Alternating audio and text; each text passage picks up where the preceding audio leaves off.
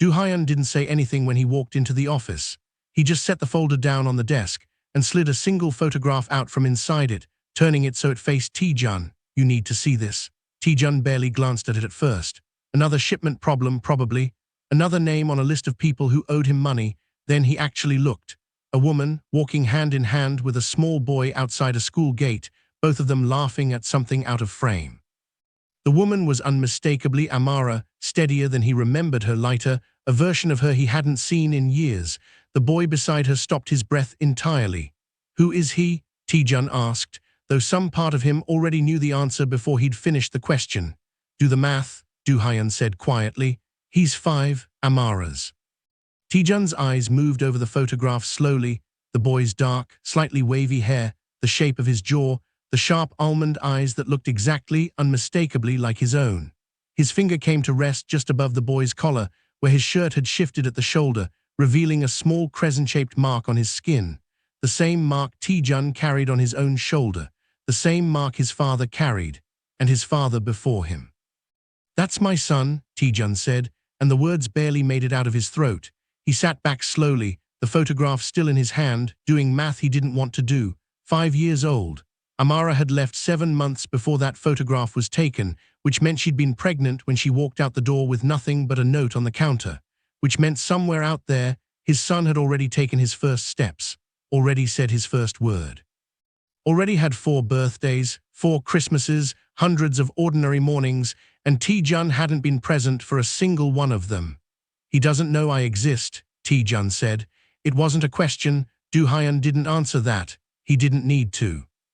For the first time in his adult life, the most feared man in Seoul sat completely still, holding a photograph of a stranger who shared his blood, and understood, really understood, exactly what he had thrown away the night he chose someone else over the woman waiting for him at home. He was still holding the photograph when his second phone buzzed on the desk. Not the line his men used. The one only a handful of people had ever had the number for Seoul. He almost didn't answer it. He answered it anyway. "No, you found them," she said, no greeting, her voice tighter than he'd ever heard it. Do-hyun's contact wasn't as careful as he thinks he was. Tae-jun's hand went still around the phone. "What are you talking about?" "I'm talking about the fact that I've spent the last 2 weeks talking to people who've been waiting a long time for a reason to move against you," Seoul said. "And now I have one, a wife, a son, people you actually care about losing for once." Photograph was still on the desk in front of him, Amara laughing, his son's hand in hers, a life built entirely without him, a life that had just become a target because of a woman he'd let back into his life out of nothing but loneliness and habit. Seoul. His voice dropped into something colder than she'd heard from him in years. "If anyone goes near them, you'll what?" A brittle, humorless laugh on the other end. "You spent years choosing your empire over everyone who loved you, Tae-jun. Don't pretend you get to be a protective husband now that it's convenient." Line went dead. Tae-jun sat frozen for a moment, the photograph of his son in one hand, a phone that had just confirmed his family was in danger in the other. Do-hyun was already moving, already pulling out his own phone, already giving orders before Tae-jun had said a single word. "People to the school," Tae-jun said, his voice steadying into the tone that made men listen without question. "Now, and find out exactly what she gave them." For years, Kang Tae-jun had believed that nothing could touch the empire he'd built, that money and fear and reputation made him untouchable. He'd never once imagined that the thing he'd have to fight hardest to protect wouldn't be a shipment or a rival family or a piece of territory. It would be a 5-year-old boy he hadn't even met yet, and the woman who'd spent years raising him alone. If a story about a man discovering the son he never knew existed, right as danger closes in on both of them, already has you hooked, subscribe now. This one only gets heavier. To understand how it ever got this far, you have to go back. 7 years earlier, back before the empire had fully swallowed him, back before a single mistake unraveled everything he thought he'd built. Back to the night he met a woman named Amara Bennett, in a gallery he only walked into because a business associate had insisted he make an appearance. He had no idea that night that she would become the one person who could make him feel human, or that 7 years later he'd nearly lose everything trying to protect the family he almost let slip away. 7 years earlier, Amara Bennett didn't know his name yet. She only knew that the man standing across the gallery, in a black suit that fit like it had been made for exactly this moment, was watching her the way no one had ever watched her before, not staring, watching, like he was trying to solve something. She was in Seoul for a friend's art exhibition, 3 months into a work trip she hadn't expected to enjoy this much. She wasn't looking for anyone. She definitely wasn't looking for someone like him. He crossed the room without hurrying. Men who hurried, she would learn later, were men who needed something. Tae-jun never needed anything. He simply took his time getting to it. "The only person in this room who hasn't pretended to like the third painting," he said, nodding toward the canvas she'd walked past twice without stopping. Amara raised an eyebrow. "Maybe I just don't fake things well. That's rare here, whereas here." He didn't answer that directly, just a small, unreadable smile and a question of his own. "What would make you stop and actually look at something?" She thought about it longer than she meant to. She said finally, "Even if it's ugly." Something shifted in his face, small, almost nothing. But she noticed it. She didn't know yet that Kang Tae-jun rarely let anything show on his face at all. She didn't know he ran an empire built on fear, that grown men lowered their eyes when he walked past, that his name alone could end careers, marriages, sometimes lives. She didn't know that 5 years from now, a photograph of a boy with her eyes and his birthmark would be the thing that finally broke him open. All she knew that night was that he'd asked her a real question and actually waited for her real answer. That was the beginning. Over the following weeks, he found reasons to see her again. Dinners that started as business excuses and became something else. Late-night phone calls where he said less than she expected from a man used to giving orders, but somehow that quiet said more. He was different with her, softer around the edges, in a way his own men would never have believed if they'd seen it. "Why me?" she asked him once, months later, lying beside him with her head on his chest. "Because you don't want anything from me," he said. "Everyone wants something from me. I want you to put your phone down during dinner." He laughed, a real laugh, one she'd already learned was rare, and set the phone face down on the table. It was that simple back then. A phone put down, a promise kept. She fell in love with a man who for a little while chose her over everything else without being asked. She had no idea that for a little while was exactly what it would turn out to be. The wedding took place on a rooftop overlooking the river, 6 months after that gallery conversation. Amara wore ivory, not white. Tae-jun told her once that white felt too ordinary for her, and she'd laughed, thinking he was joking. He wasn't entirely. His father, Kang Seok-jin, sat in the front row with his arms crossed the entire ceremony, his face unreadable. He didn't approve of the marriage. He never said so directly. Seok-jin rarely said anything directly, but the tightness around his mouth said enough. Do-hyun stood beside Tae-jun as his best man, close enough to catch him if his composure ever slipped. It didn't. Not once, but Do-hyun noticed something that day he wouldn't fully understand the weight of until years later. Tae-jun's hands were steady through the entire ceremony, except when he slid the ring onto Amara's finger. For just a moment they shook. "I don't know how to do this," he admitted to her that night, both of them still in their wedding clothes, sitting on the floor of their new bedroom because neither wanted the night to end yet. Marriage, being someone's whole world. "You don't have to know how," Amara said. "You just have to keep choosing it." Every day, he believed her. In that moment, lying on the floor with his tie loosened and his guard completely down, he believed it would be easy. For the first 2 years, it was. He came home for dinner most nights. He learned that she liked her coffee with too much cream, that she hummed old gospel songs when she cooked, that she cried at the ending of movies she'd already seen a dozen times. He learned these things the way people learn the things that matter, slowly, without trying, simply by paying attention. She learned him too, that he checked the locks twice before bed, a habit from a childhood she was still only beginning to understand. That he never raised his voice, not because he wasn't angry, but because his father had taught him that anger was a weapon best used quietly. That underneath the suits and the reputation was a man who still flinched, just slightly, whenever someone he loved cried. Simone warned her early, the way best friends do. "You know what he does for a living, right?" Simone asked, watching Tae-jun's car pull away from Amara's old apartment building. "I know what people say he does." "Amara, I know, Simone, I'm not naive." Amara folded her arms. "But he's never once been anything but gentle with me." Gentle men don't need 3 bodyguards outside a restaurant. Amara didn't have an answer for that one. She just chose, for now, to trust the man she'd seen instead of the man other people described. She had no way of knowing, standing in that parking lot, that the same gentleness Simone was questioning would one day be the thing Tae-jun rediscovered too late, kneeling in front of a photograph of a son he'd never met, trying to remember how to be the man he was in that early apartment doorway. The cracks didn't appear all at once. That was the cruelest part. If they had, she might have seen them coming. It started small. A dinner reservation he cancelled because of an emergency he wouldn't explain. A missed doctor's appointment, the one where they were supposed to find out if the fertility treatments were finally working. He sent Do Hyun in his place to apologize, with flowers and an envelope of cash Amara didn't touch. "I can't keep doing this without you," she told him that night, quiet, not accusing, just tired. "I know." He rubbed his eyes. He looked exhausted in a way she hadn't seen before. "There's a situation with the Choi family. It won't be like this forever." She wanted to believe that. For a long time she did. The empire kept growing, and every inch it grew, it seemed to take a little more of him with it. Meetings that ran past midnight. Phone calls he stepped outside to take, his voice dropping low the moment the door closed behind him. A second phone she noticed once, tucked into the inside pocket of a coat, that she never mentioned because she told herself it was probably nothing. Do Hyun noticed the shift too, long before Amara said a word about it.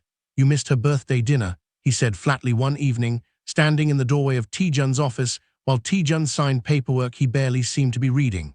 "I sent a gift." "That's not the same thing, and you know it." Tae-jun's pen stopped moving. For a moment, something like guilt crossed his face. Then it was gone, replaced by the same controlled expression he wore in every negotiation, every threat, every room he needed to command. "When things settle," he said, "I'll make it up to her." Do Hyun had heard that sentence before, from other men, men whose marriages hadn't survived it. He didn't say that part out loud. He just nodded and left, and hoped his friend would figure it out before it was too late, long before a photograph would ever have to teach him the same lesson at a much higher cost. Yoon Seo-yeon walked back into Tae-jun's life on a Tuesday afternoon. At a business dinner neither of them had expected the other to attend. She was seated 3 chairs down, dressed in black, her hair pulled back the way it always used to be when they were younger, and neither of them had anything to lose yet. Tae-jun saw her before she saw him. His jaw tightened just slightly, and Do Hyun, sitting beside him, caught it immediately. "You knew she moved back?" Do Hyun asked under his breath. "No, you sure?" Tae-jun didn't answer that one. Seo-yeon found him afterward near the elevators when the dinner had thinned out and most of the room had already left. "You look the same," she said. "Older but the same." Seo-yeon, "Relax." A small smile. "I'm not here to cause problems. I run a design firm now. Legitimate, boring even." She studied him a moment longer than the conversation required. "You look tired, Tae-jun." He didn't have a response for that either. He hadn't realized how tired he looked until someone from his past said it out loud. They exchanged numbers that night. Business only, he told himself. A woman he'd known before Amara, before the empire had fully swallowed him, someone who understood a version of Seoul's underworld that most people never saw. It made sense to stay in touch. That was the lie he told himself for the first few weeks, the same weeks, though he didn't know it yet, that would one day cost him years of his son's life he could never get back. The calls started as check-ins. Then they became longer. Then they became calls he took in his office with the door closed, his voice dropping into a register Amara hadn't heard him use with anyone but her. He didn't notice himself changing. That was the dangerous part. Seo-yeon didn't ask him to choose her over his family. She didn't have to. She simply reminded him, conversation by conversation, of a version of himself that existed before responsibility, before a wife who needed him home, before a marriage that sometimes felt like one more obligation on a list that never stopped growing. "You used to laugh more," she told him one evening, over drinks that were supposed to last 20 minutes and stretched into 2 hours. "I don't remember that." He should have gone home that night. He told himself he would, right after this one drink, right after this one conversation.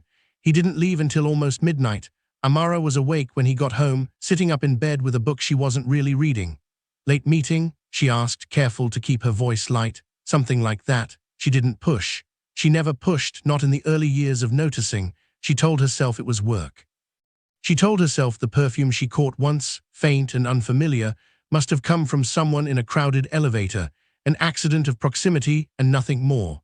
But the excuses kept stacking. Late meetings that ran until 1 a.m., a phone he started keeping face down, then password locked, then eventually left in the car instead of bringing inside at all. Weekends where he was handling something and came home distracted, distant, somewhere else even when his body was in the room with her. Simone noticed the change in Amara before Amara said a single word about it. "You've stopped talking about him," Simone said one afternoon, watching Amara stir a cup of coffee she'd forgotten to drink. "There's nothing to talk about." "That's exactly my point." Amara set the spoon down. I don't know what's happening, Simone. I don't have proof of anything. I just have this feeling, and I hate that I have it, because it makes me feel crazy. You're not crazy. Then what am I? Simone didn't have an answer for that. She just reached across the table and held her friend's hand, because sometimes that was the only honest response there was. The evidence, when it finally came, wasn't dramatic. There was no confrontation in a hotel lobby, no screaming match, no slammed doors. It was a text message. Tae-jun had left his phone on the kitchen counter while he showered, something he'd stopped doing months ago and in his exhaustion that night forgot to avoid. Amara wasn't looking for anything. She was reaching for the phone to check the time. The message was still on the screen. I miss who you used to be before all of this. Come by tonight, I'll be up, no name needed. She already knew. Amara stood in the kitchen for a long time, phone in her hand, the water still running down the hall. She didn't cry. She didn't throw the phone across the room. She simply set it back down, exactly where he'd left it, and walked to the nursery down the hall, the one she'd started decorating in secret, the one he didn't know about yet, and sat in the rocking chair in the dark. She stayed there until the water shut off. When Tae-jun came out, dressed for bed, he found the apartment quiet and Amara already asleep, or pretending to be. He had no idea that the woman lying beside him had just learned the truth, and he had no idea that 5 years from that night, he would be holding a photograph of a 5-year-old boy, understanding for the first time exactly what he'd already lost the moment he chose to answer that text. Amara found out she was pregnant 3 weeks after she saw the message. She sat on the edge of the bathtub, staring at the test in her hands, feeling something she hadn't expected to feel. Fear, tangled up with a strange, aching kind of love she couldn't yet explain. She didn't tell Tae-jun that night.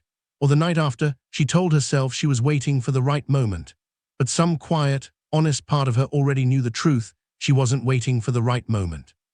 She was waiting to see if he would notice something had changed in her before she had to say a word. He didn't notice. He was distracted by a shipment problem with the Choi family, by a phone that kept buzzing at hours it shouldn't, by a version of himself that was slipping further away from the man who used to put his phone face down at dinner. Amara went to her first prenatal appointment alone. She sat in the waiting room surrounded by couples holding hands, and she held her own hand instead, and told herself it was fine. It wasn't fine. But she was learning how to survive things that weren't fine. If you've ever had to be strong for someone while they had no idea how much you were carrying, you already understand exactly what Amara's feeling right now. Stay with her. The decision to leave didn't happen in one moment. It built slowly, the way water wears down stone. It built the night Tae-jun missed her ultrasound appointment, the one where they would have heard the heartbeat for the first time, except he didn't know there was an appointment to miss, because she hadn't told him yet, and some small, devastated part of her realized she didn't want to. It built the night she found a second phone charging in his car, one she'd never seen before, and didn't ask him about it, because she already knew what she'd find. It built every time she caught herself rehearsing conversations in her head. I know about her, I know what's happening, please just tell me the truth, and then swallowing the words instead, because some part of her was terrified that saying them out loud would make them real. She started preparing quietly. A small apartment across the city, rented under Simone's name. A savings account Tae-jun didn't know existed, built slowly from money she'd been putting aside for over a year without fully admitting to herself why. She packed one box at a time, spaced out over weeks, so nothing would ever look different enough to notice. Really doing this? Simone said one evening, helping her fold baby clothes into a suitcase, her voice quiet. I don't know what else to do. You could tell him. About the baby, about what you found. Amara folded a small yellow onesie, smoothing it flat with careful hands.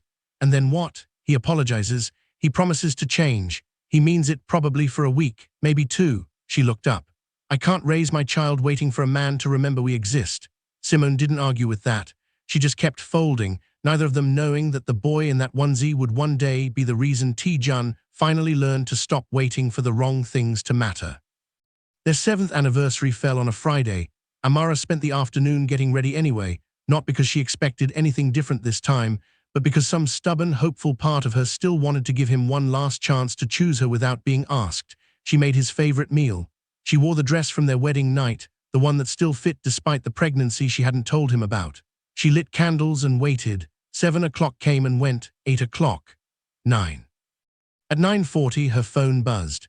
A text, not a call, something came up. Don't wait for me. She stared at the message for a long time, the candles slowly burning down around her, the food going cold on the table she'd set for two. She already knew where he was. She didn't need proof anymore. She'd stopped needing proof weeks ago. She blew out the candles herself. That night she wrote the note. Not out of anger, she was too tired for anger by then, too hollowed out to feel much of anything sharp. She wrote it the way you write something you've already grieved. You finally gave me a reason to stop waiting for you. She packed the last of her things in silence. She took down the ultrasound photo from the windowsill of the nursery he didn't know she'd already started building. She placed her wedding ring on the kitchen counter in the exact center where he would be sure to see it. Then she called Simone, and together, in the dark, they carried the last of the boxes to the car.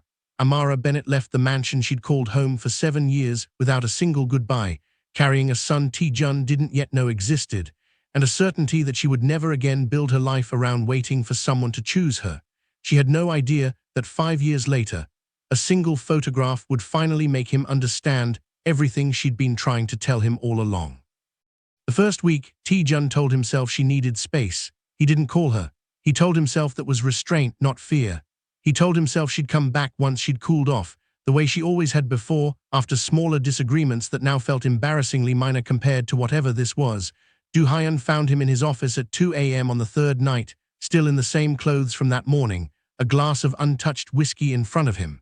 You should eat something. I'm fine. Not fine, you're sitting in the dark. Tae-jun didn't argue with that. He just stared at the note, which he'd moved from the kitchen counter to his desk, and hadn't been able to put down since. You finally gave me a reason to stop waiting for you. What does that mean? He asked, more to himself than to Do-hyun. Waiting for what? Do-hyun looked at him for a long moment, the way a man looks at someone he respects but is about to disappoint. You really don't know? Tae-jun's eyes came up sharply. Say it. She's been waiting for you to choose her, over the business, over Seoul, over everything you keep telling yourself is more important. Do-hyun's voice stayed level, but there was an edge in it Tae-jun rarely heard from him. You didn't lose Amara the night she left. You lost her a long time before that. You just weren't paying attention. Tae-jun didn't respond. He couldn't. Some part of him already knew Do-hyun was right, and hearing it out loud made it real in a way the empty house hadn't managed to. The second week, he tried calling. Her number had been disconnected. The third week, he sent people to look for her. Quiet inquiries, nothing aggressive. He told himself that mattered, that he wasn't hunting his own wife like a target. But Amara had planned too carefully. No trace at her old workplace. No trace with her family, who suddenly stopped answering his calls entirely. Even Simone, when he finally tracked her down at a coffee shop near her office, simply looked at him and said, "She doesn't want to be found. Respect that." Before walking away, weeks became a month. Then 2, his anger came first, the way anger always came easiest to him. He was furious that she'd left without a conversation, without giving him a chance to explain, to fix it, to do whatever it was she needed him to do. He was the one people feared. He was not a man who got left, but anger, he discovered, was exhausting to sustain against silence. There was no one to direct it at, no confrontation to win, just an empty house that got quieter every day. Seoyeon called often during those weeks, expecting the loneliness to push him toward her the way it might have before. He stopped answering. "Punishing yourself," she told him once, the one time he did pick up. "She's not coming back, Tae-jun. Stop waiting." "Don't," he said, and hung up before she could say anything else. He started noticing things around the house he'd never paid attention to before. The coffee mug Amara always used, still sitting in the cabinet, the handle chipped slightly from the time she dropped it and refused to throw it away. Her books, stacked on the nightstand, spines cracked from being read and reread. Her side of the closet, empty now, but he still opened the door sometimes just to stand in front of the space where her clothes used to be. He hadn't realized how much of the house had been her. How much of his life had been quietly built around a person he'd stopped making time for. The regret, when it finally arrived slowly and completely, the way water fills a room with no exits. 4 months after she left, Do-hyun brought him a folder he didn't want to open. "What is this?" "Medical records. From a private clinic. I wasn't looking for this. It came up when we were tracing her financial activity months ago." Do-hyun hesitated, which was rare for him. "I should have told you sooner. I didn't know how." Tae-jun opened the folder. His hands went still on the page, a prenatal record, dated the week before the anniversary.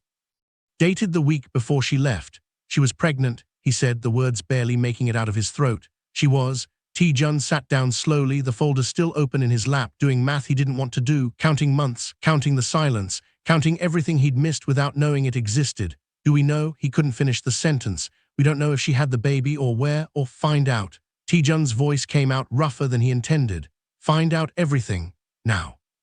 It took another 6 weeks that led, finally, to the moment that had already changed everything before it even happened. A grainy photograph, a boy with his eyes, a birthmark that told him more than any DNA test could have. By the time Do Hyun placed that photograph on the desk, the anger, the denial, the 4 months of pretending he could outwork his own grief, all of it had already burned away. What was left was simpler and far more painful. A man who finally understood exactly what he'd lost, staring at proof of it for the first time. You already know what happened next. The phone call, Seo-yeon's threat. The scramble to protect a family he'd only just discovered was his to protect. What you don't know yet is what happened after that call, how far Tae-jun was willing to go to find them before anyone else could. Finding the town was easy. Walking into it as a stranger was not. Tae-jun left Seoul quietly, with extra security stationed at a distance rather than his usual convoy, without the black suits that announced exactly who he was before he opened his mouth. He wore something plain, ordinary. He told himself it was practical, easier to move without drawing attention. The truth was simpler than that. He didn't want his son's first sight of him to be the version of himself that made grown men flinch. The town was small, coastal, the kind of place that had nothing to do with the world he'd built his life around. Amara had chosen it well. He found the house on a quiet street lined with cherry trees, modest but well kept, with a small garden out front that had clearly been someone's careful project.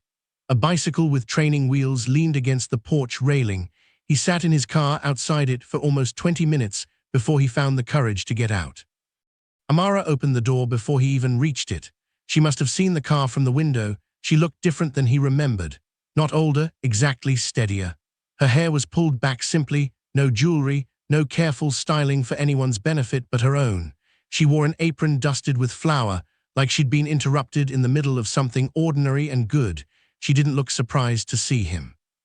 She looked like she'd been expecting this day for a while and had already decided how she'd handle it. Amara, you found us. Her voice was calm, too calm. It unsettled him more than shouting would have. I figured you would eventually. He stopped, started again. Can we talk? She studied him for a long moment, arms crossed loosely, not defensive so much as simply unmoved. You can talk, she said. I'm not making any promises about what I'll do after. She stepped aside to let him in, but not toward the living room.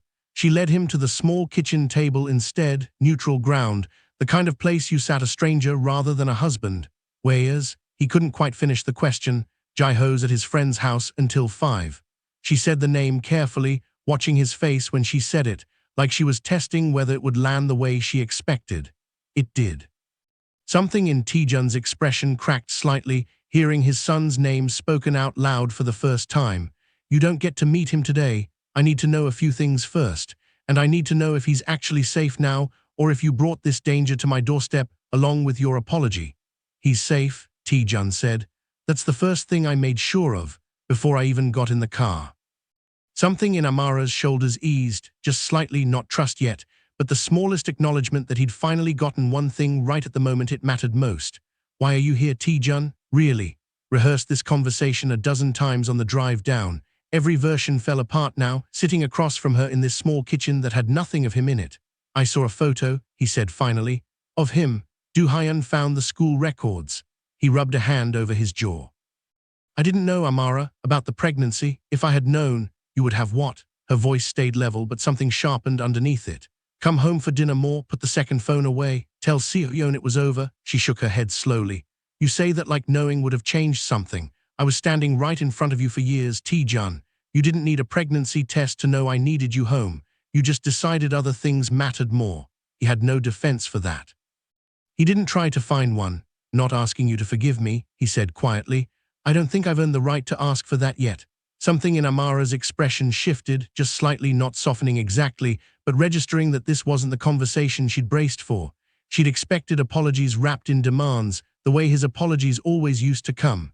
I'm sorry, now come home. I'm sorry, now let's move past this. This felt different. Then what are you asking for? To know him? His voice caught on the word. Even if that's all I ever get, I don't want him to grow up not knowing I exist. Amara was quiet for a long time, turning her coffee cup slowly on the table without drinking from it. He asks about his dad sometimes, she said finally, and Tae-jun's breath caught. I never lied to him. I told him his father was a complicated man who made some very serious mistakes, and that maybe someday he'd have the chance to know him properly.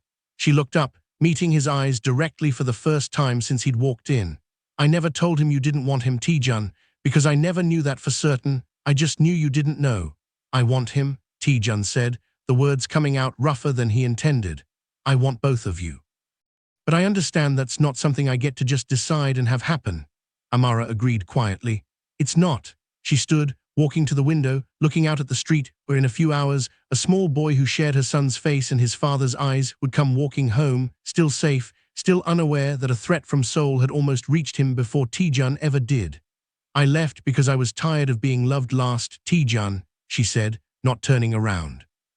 Not because I stopped loving you. I don't think I've ever fully stopped, if I'm honest, and I hate that about myself some days.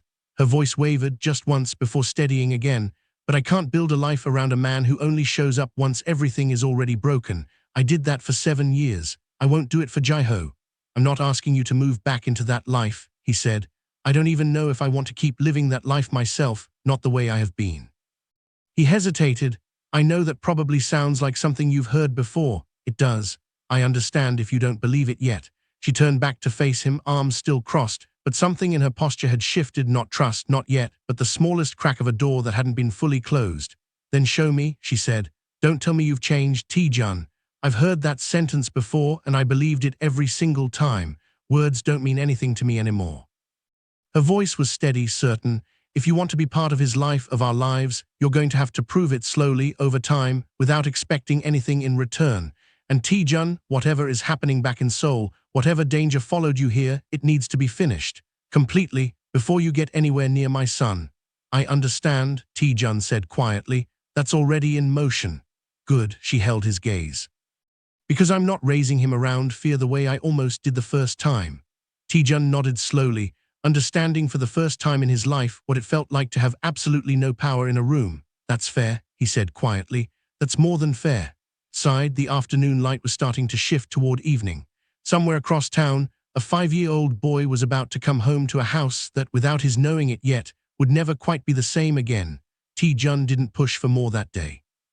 He left before Jae-ho came home, the way Amara asked him to, and drove back to Seoul with a silence in the car that felt different from the silence he'd driven down with, and a call to Do-hyun already dialing before he'd even reached the highway.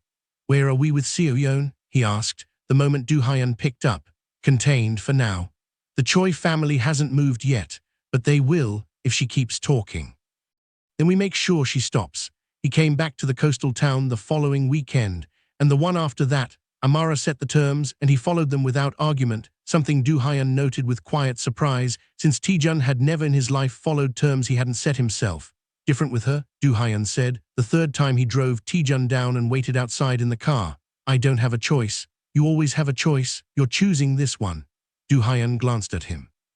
That's new. The first time Tae-jun actually met his son, Amara stayed in the room the entire time, close enough that Jae-ho could look to her for reassurance every few seconds. The boy sat on the far end of the couch, small and wary, studying the stranger across from him with an expression far too serious for a 5-year-old. This is someone Mommy knows, Amara said carefully, crouching beside Jae-ho. His name is Tae-jun. Jae-ho didn't say anything. He just looked at Tae-jun with those sharp, familiar eyes, assessing him the way children assess things they don't yet have words to explain, instinctively, without pretense. Hi Jae-ho, Tae-jun said, and his voice came out gentler than Do-hyun had ever heard it, gentler than Amara remembered it being even in their best years. I like your shirt. Are those dinosaurs? Triceratops, Jae-ho said quietly, glancing down at the print. Not just dinosaurs, triceratops. My mistake. A small, careful smile. Which one's your favorite? It took another 3 visits before Jae-ho would sit closer than the far end of the couch. 6 before he'd speak more than a few words directly to him. Tae-jun learned to be patient in a way nothing in his old life had ever required. No threats worked here, no leverage, no reputation. Just showing up, again and again, and being exactly as gentle as he'd promised to be, whether Jai-ho was watching or not. He learned that Jai-ho hated peas but loved anything with cheese, that he was afraid of thunderstorms and slept with a small stuffed tiger Amara had bought him because, she admitted once, it reminded her of his father in a way she couldn't fully explain, that he was quiet around strangers but fiercely talkative once he trusted someone, launching into detailed explanations about dinosaurs or ocean animals or whatever had captured his attention that week. Tae-jun learned his son's bedtime routine, the specific book, read in a specific order, the nightlight angled just so. He learned it not because Amara told him to, but because he asked, sat with a notebook like he was studying for the most important exam of his life, and never once acted like any of it was beneath him. Doing well, Amara admitted one evening, watching from the kitchen doorway as Tae-jun sat on the floor of the living room, deep in concentration while Jai-ho explained, in exhaustive detail, why the Stegosaurus's plates weren't actually for fighting. I'm trying. I know, she hesitated. It's not nothing, Tae-jun, trying. I want you to know I see it. It was the closest thing to warmth she'd offered him since he'd found them, and he held onto it carefully, the way you hold onto something you're afraid might not last. But back in Seoul, the danger he thought he'd contained was only getting started. Seo-yeon noticed the change first in small things, meetings Tae-jun rescheduled without explanation, weekends he disappeared for entirely, a distance in his voice on the rare occasions she still managed to get him on the phone. Seeing them, she said flatly, cornering him outside a restaurant after weeks of unanswered calls. The wife, the kid, that's not your business anymore, Seo-yeon. It was my business for years before it was hers. Her composure cracked just slightly, the calculated elegance slipping to reveal something rawer underneath. I waited for you once too, Tae-jun. Do you remember that, before her? And you left me for your empire the same way you're leaving your empire for her now. Nothing about you is ever permanent. Not asking you to understand it, she said quietly, something cold settling into her voice. You're not asking me anything at all anymore. That's the problem. She watched him walk away, and something in her expression shifted from hurt into calculation, the look of a woman who'd already made her call to the Choi family days ago and was only now deciding how far she was willing to let it go. Do-hyun had been tracking the fallout since the first phone call. What he found confirmed what Tae-jun already feared. She's given them more than we thought, Do-hyun said, dropping a folder on Tae-jun's desk. Financial records, shipment routes, the location of the Incheon storage facility. His jaw was tight, and she's told them about Amara and Jai-ho, not just that they exist. Where? Tae-jun's stomach turned to ice. How long have they known? Days. They've been watching the school.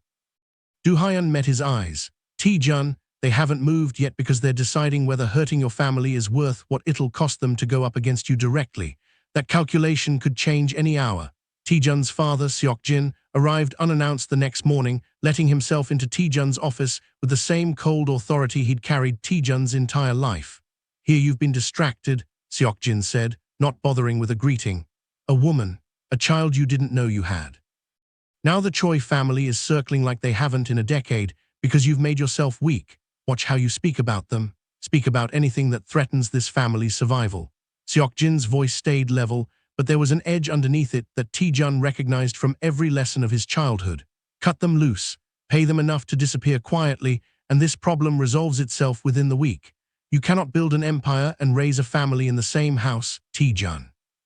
I tried to teach you that a long time ago. Something in Tae-jun went very still. You did teach me that, he said quietly, and look what it made me. A man who lost his wife and missed the first 5 years of his son's life because I believed exactly what you're telling me right now. Seok-jin's jaw tightened. Sentiment doesn't keep men like us alive.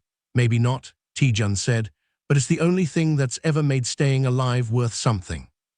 He watched something flicker across his father's face, not quite respect, not quite anger, something caught uncomfortably between the two, before Seok-jin turned and walked out without another word.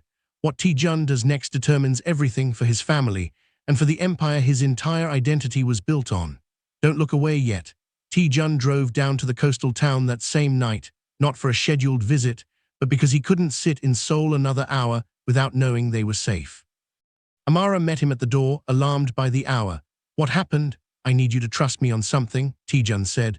Just for the next few days, I need to move you and Jai-ho somewhere more secure, not far, somewhere I can actually guarantee is safe. Amara's face hardened, old instincts flaring. You said this was handled. I thought it was. It's not anymore. He held her gaze, refusing to soften the truth the way the old version of him would have. I'm not going to lie to you about how serious this is. I'd rather you be angry at me for telling you than in danger, because I didn't. Something in that honesty landed differently than his old reassurances ever had. Amara studied him for a long moment, then nodded once sharply. Then we plan, she said, properly, not you deciding things and me finding out about it after the fact. Amara, I raised him alone for years, Tae-jun. I'm not about to become someone who waits in a room while other people decide whether my son is safe.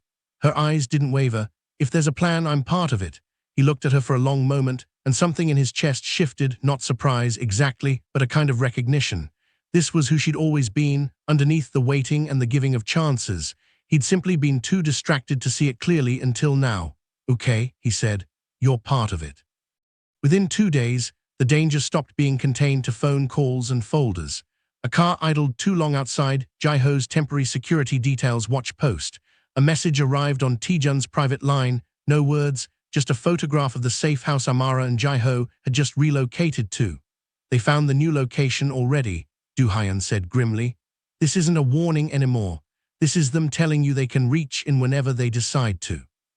Tae-jun stared at the photograph for a long moment, then set it down and made a decision he'd been circling for days without letting himself land on it. Everyone ready, he said. We're not waiting for them to make the next move. He gathered his lieutenants that night and gave an order none of them expected. He dissolved the storage operation entirely, the most profitable and most dangerous arm of the Kang business, the one his father had built his reputation on, the one that had made the Kang name something other families feared.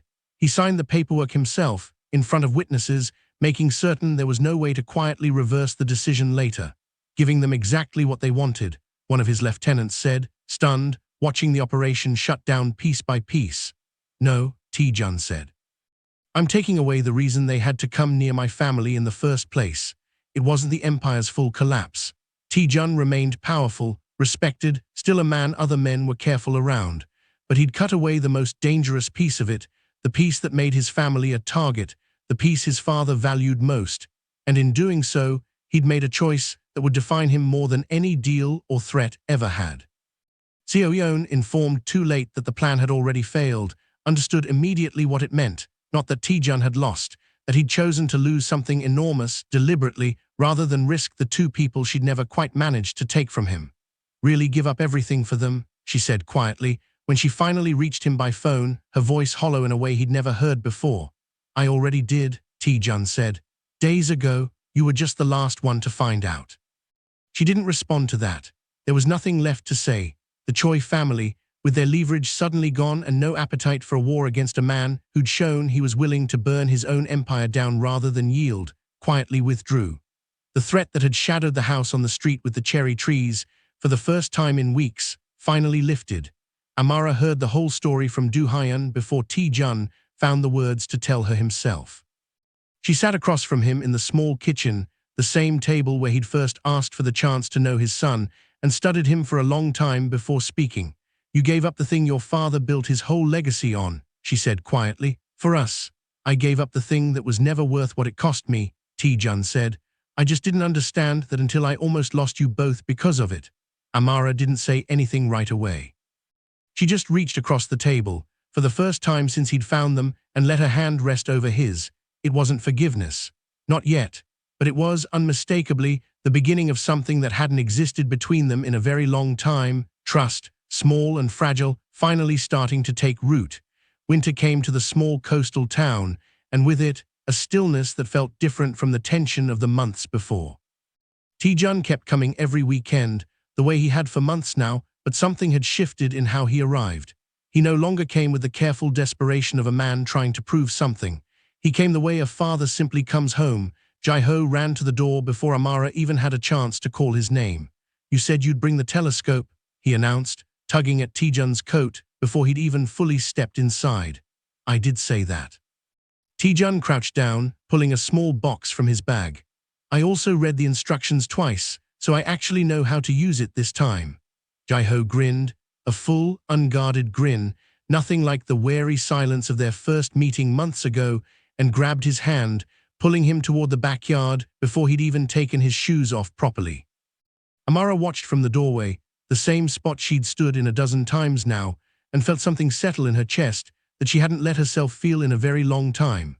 That evening, after Jae-ho had finally worn himself out pointing the telescope at every visible star and asking increasingly complicated questions Tae-jun did his best to answer honestly, Amara found Tae-jun sitting alone on the back porch steps. "Can I sit?" she asked.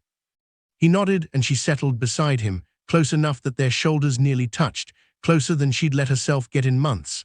"I heard what you told your father," she said, "about sentiment being the only thing that made staying alive worth something. You weren't supposed to hear that. Do-hyun has a hard time keeping things from me anymore." A small, almost smile.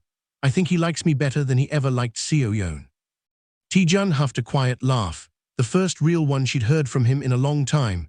They sat in silence for a while, the kind that didn't need filling. "I'm not going to pretend the last year didn't happen," Amara said finally, her voice careful, deliberate.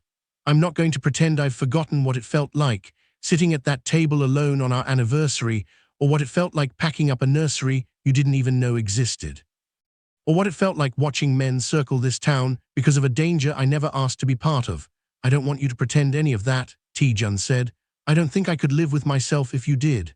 "I know." She looked out at the dark yard at the telescope still standing where Jae-ho had left it. "But I also can't ignore what I've watched happen these past months. You didn't just say the right things, Tae-jun. You showed up every single week. You learned him. You gave up something that mattered to you not to win me back, but because it was the right thing to do. And when things got dangerous, you didn't hide it from me or try to handle it alone. You let me in." She turned to look at him. "That's different from anything I've seen from you before. I understand if it's still not enough," Tae-jun said quietly. "I'm not asking you to say it is. I know you're not." Something in her voice softened further. "That's actually part of why I'm starting to believe you've changed. The old you would have asked." He didn't say anything to that. He just sat with it, letting the weight of her words settle over him, and for once in his life, silence felt like the right response instead of a failure to have one. "I'm not ready to move back into your world, Tae-jun," she said finally. "The mansion, all of it, I don't know if I ever will be, honestly. I like the life I've built here. I like who I've become in it." "Don't need you in that world," Tae-jun said. "I'm trying to build a different one, smaller, quieter," he hesitated.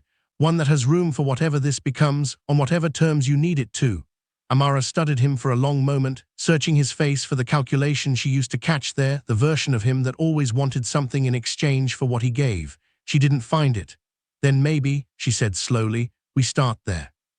This story is almost at its ending, but the most emotional moment is still coming. Stay through to the end. You won't want to miss it." Spring came, and with it, 6 more months of Tae-jun driving down every weekend, sometimes twice, slowly becoming less of a visitor and more of a fixture in the rhythm of the house on the street with the cherry trees.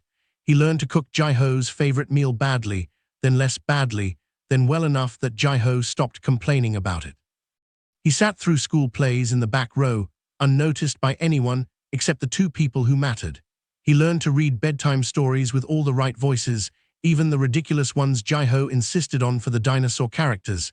He never asked Amara to call it anything. He never pushed for more than what she offered. He simply kept showing up, patient in a way nothing in his old life had prepared him for, and let her set the pace for whatever they were slowly becoming. It was an ordinary Tuesday evening when everything changed. Tae-jun was in the kitchen, attempting, with limited success, to help Jae-ho with a school project involving a poorly glued volcano, when Jae-ho looked up from the mess of paper mache with an expression far too casual for what he was about to say. "Can you hand me the red paint?" The kitchen went quiet. Tae-jun's hand stopped halfway to the paint. Jae-ho, oblivious to the weight of what he'd just said, was still focused entirely on his volcano, waiting for the paint like he'd asked for nothing more significant than that. "Jae-ho," Tae-jun said carefully, his voice unsteady in a way it hadn't been since the night he'd found the note on the kitchen counter over a year ago. "What did you just call me?" Jae-ho looked up, finally registering the stillness in the room. He considered the question seriously, the way he considered most things. "Dad," he said again, simply, like it was the most obvious thing in the world. "Is that not okay?" Tae-jun couldn't answer right away. His throat had closed around something he didn't have words for, some enormous mixture of everything he'd lost and everything he'd fought to earn back, all arriving at once in a kitchen that smelled like glue and cheap paint. "That's more than okay," he finally managed, his voice rough. He stopped, cleared his throat, tried again. That's everything. Amara stood in the doorway, having heard the whole exchange, one hand pressed lightly against her chest. She didn't say anything. She didn't need to. Tae-jun looked up and found her eyes across the small kitchen, and in that look, everything unspoken between them for the last year finally found its answer. Not forgiveness delivered all at once, not a return to the marriage that had broken. Something new built slowly, on ground they'd both had to earn together. She didn't walk over. She didn't need to. She simply smiled. The first full, unguarded smile he'd seen from her since the night of the gallery exhibition, 7 years and 1 lifetime ago, and something in Tae-jun understood, without needing to be told, that whatever came next, they would be building it together. A year later, the house on the street with the cherry trees had a new addition, a small office in the converted garage, where Tae-jun spent 3 days a week running what remained of the Kang business, now legitimate, now smaller, now built around imports and property instead of anything his father would have recognized. He kept an apartment nearby, not in the house itself. Amara hadn't asked for that boundary, but she hadn't needed to. He understood now that some things had to be earned slowly, and living under one roof again was one of them. Do-hyun visited often, mostly to watch Jae-ho attempt increasingly ambitious science experiments, always ending with the same exasperated warning: "Your father owes me a new kitchen if this one explodes." Seok-in never fully approved.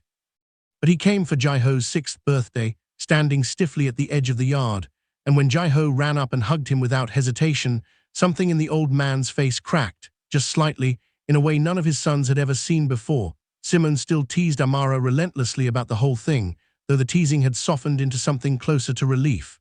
"I still don't fully trust him," she admitted once, watching Tae-jun chase Jae-ho around the yard. "But I trust what I'm watching." On a warm evening that summer, Tae-jun found Amara sitting on the porch steps, the same spot where they'd first begun rebuilding something real between them. "Can I sit?" he asked, echoing her own words from a year before. She smiled, patting the step beside her. They sat together in comfortable silence, watching Jae-ho chase fireflies across the yard, his laughter carrying through the warm air. "We're not who we used to be," Amara said quietly after a while. "No," Tae-jun agreed. "I think that's the whole point." He reached for her hand slowly, giving her every chance to pull away. She didn't. For the first time in longer than either of them could remember, Kang Tae-jun understood that everything he'd once believed made a man powerful, money, fear, an empire built on other people's silence, had never once been the thing worth protecting. The thing worth protecting was sitting beside him on a porch step, watching their son catch fireflies in the dark. He had spent years making the world fear him. It took losing everything to understand that the only thing that had ever truly mattered was the family who, against every reasonable expectation, had given him the chance to become someone worth loving. If this story moved you, subscribe for more emotional Afro-Korean romance dramas every week, and tell me in the comments which moment hit you hardest.